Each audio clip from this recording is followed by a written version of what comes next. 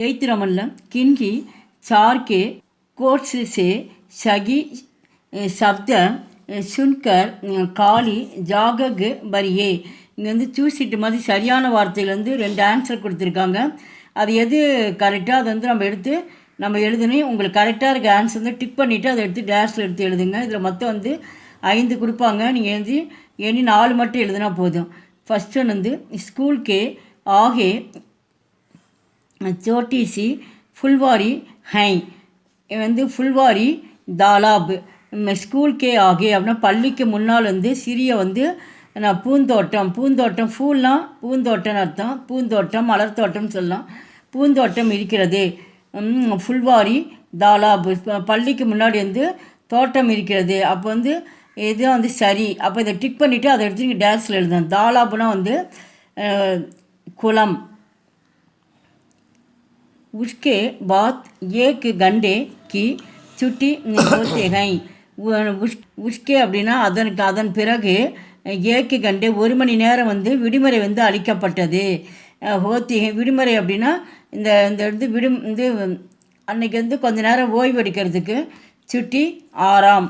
இதுக்கு எதுக்கு சொல்கிறேன்னா அந்த இன்டர்வல் டைமில் வந்து லன்ச் டைமில் டைம் கொடுக்குறாங்களோ அதுக்கு தான் நம்ம எடுத்துக்கணும். 6ஆம் நாள் ஓய்வு. சுட்டினா அந்த விடுமுறைன்னு அர்த்தம். இந்த இடத்துல நம்ம சுட்டி தான் நம்ம வந்து யூஸ் பண்ணோம். சாத்திர சாம்கே 4 பஜே தக்கு படுத்தே ஹைன். சாத்திர அப்படின்னா மாணவர்கள் வந்து ஷாம்கே 4 பஜே ஷாம்கே அப்படின்னா மாலைன்னு அர்த்தம். 4 மணி வரைக்கும் என்ன பண்ணாங்க அவங்க படிச்சுட்டு இருந்தாங்க. தக்குனா வரைன்னு அர்த்தம்.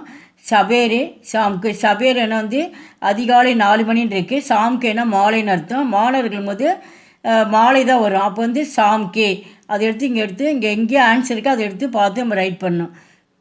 சாத்திர தரகுக்கே கேள்தேகைன் மாணவர்கள் வந்து கேள்தேகை மாணவர்கள் வந்து கொஞ்சம் மாணவர்கள் வந்து விளையாண்டாங்களா நிறைய பேர் விளையாண்டாங்களா அப்படின்னு சொல்லி கேட்டிருக்காங்க. இந்த இடத்துல வந்து தரகு பள்ளி அப்படிங்கும்போது நிறைய மாணவர்கள் இருப்பாங்க. இப்போ தரகு அத்தியாபக்கு छात्रों को अच्छी बात भी बताते हैं.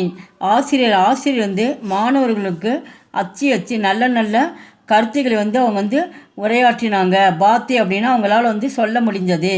அப்போ பாத்தே ஆத்துத்தே அப்போ பாத்தேன் அதை எடுத்து நீங்கள் ரைட் பண்ணணும்.